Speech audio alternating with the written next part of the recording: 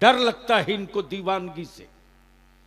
जब बैतुल मुकद्दस पर हजारों साल पहले यहूदियों ने कब्जा कर लिया तो ये वही अमेरिका और यहूदो नसारा की फौज है जिसने कहा था अब दोबारा मुस्तफा वालों के हाथ में बैतुल मुकद्दस नहीं जाएगा, अब किबले अव्वल मुसलमानों के हाथ में नहीं जाएगा, अब बैतुल मुकद्दस में मुस्तफा वाले सजदा नहीं कर पाएंगे।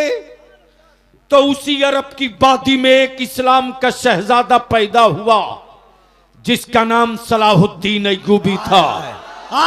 और सलाहुद्दीन अय्यूबी ने उस अरब के सहरा में ऐलान करके कहा, ओ कुफ्र की हवेलियों में रहने वालों, तेरी माँ ने दूध पिलाया है तो अब कब्जा बैतुल मुकद्दस पर रख के दिखा दो। मुस्तफा का गुलाम आ चुका है, कब्जा तोड़ करके फिर बैतुल मुकद्दस। ताबीज की जरूरत किसी और को पड़ती है, मुस्तफा के आशिकों को ताबीज की जरूरत नहीं पड़ती है।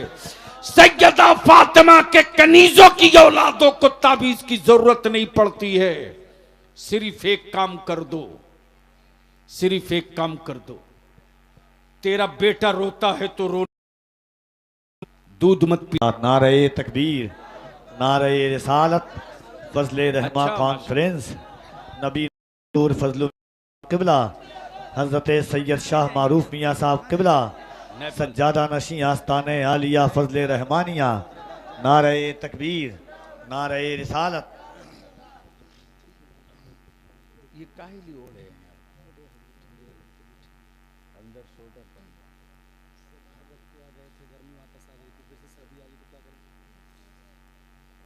अस्सलाम वालेकुम। ओहो क्या बात रही, क्या बात है।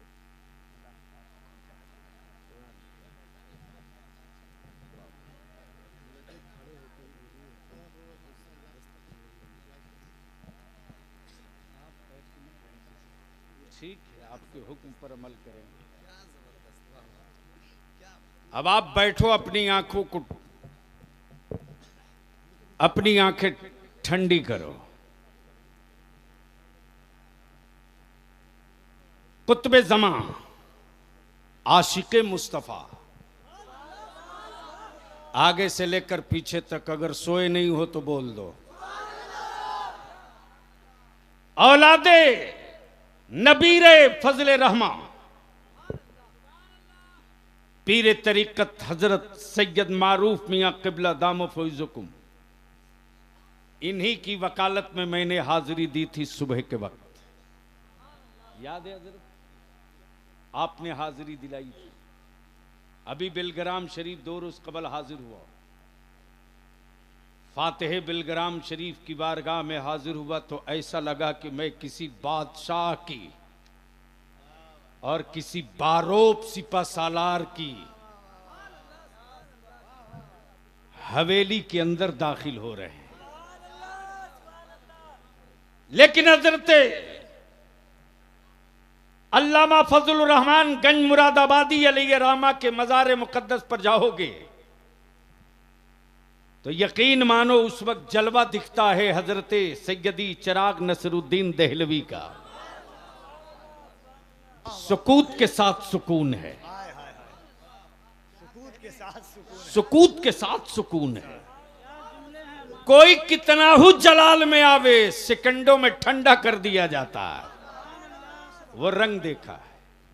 अल्हम्दुलिल्लाह हजरत की तशरीफ आवरी हो गई। मदरसे से डर क्यों लगता है?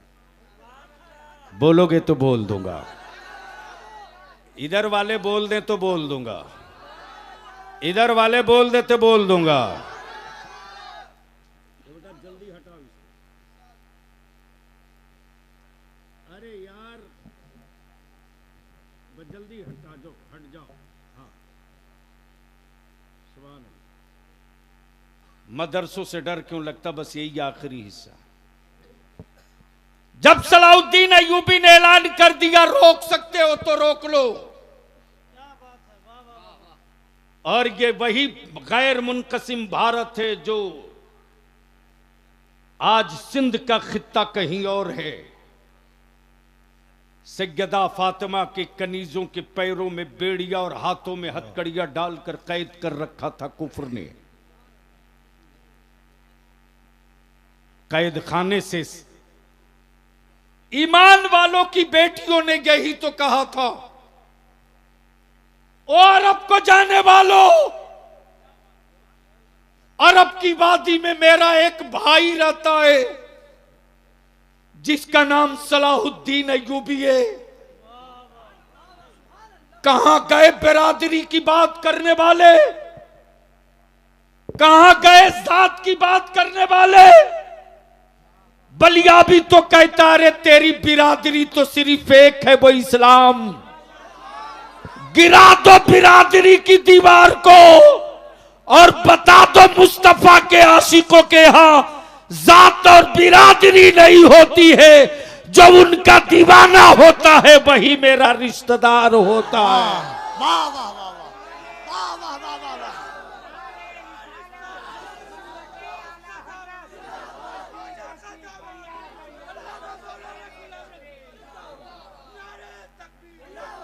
कफील अंबर साहब, गलती से अगर आज एक किसी शेख या सिद्दीकी के बेटे को चपरासी की नौकरी मिल जाए, गलती से, तो सिद्दीकी साहब के बेटे का रेट 15 लाख से कम नहीं है। गलती से अगर किसी राइन या अंसारी भाई के बेटे को टीचर की नौकरी मिल जाए तो 4 चक्का 15 लाख से नीचे बात करने को तैयार नहीं। अगर जानवर पैदा किए हो तो बेच दो, कोई शिकवा नहीं। और अगर बेटा पैदा किए हो तो ऐलान करके कह दो, बेटी वालों, जानवरों की कीमत लगती है, खूने जिगर की कीमत नहीं लगती। ये मेरी औलाद है, जानवर नहीं है मेरा बेटा। नारे तकबीर, नारे रिसालत, मज़हबे इस्लाम, तहरीके बेदारी। गैरों में कहां दम था जो मेरी बेटियों के हिजाब पर उंगलियां उठाते। गैरों में कहां औकात थी जो उम्मे कुलसूम और उम्मे सलमा को देखकर सीटी बजाता। ये मौका तुमने दिया, तुमने दिया। बारातों में जितना वाहियात खर्च हो रहा, जमीन पर बैठकर खाने में शर्म आती है।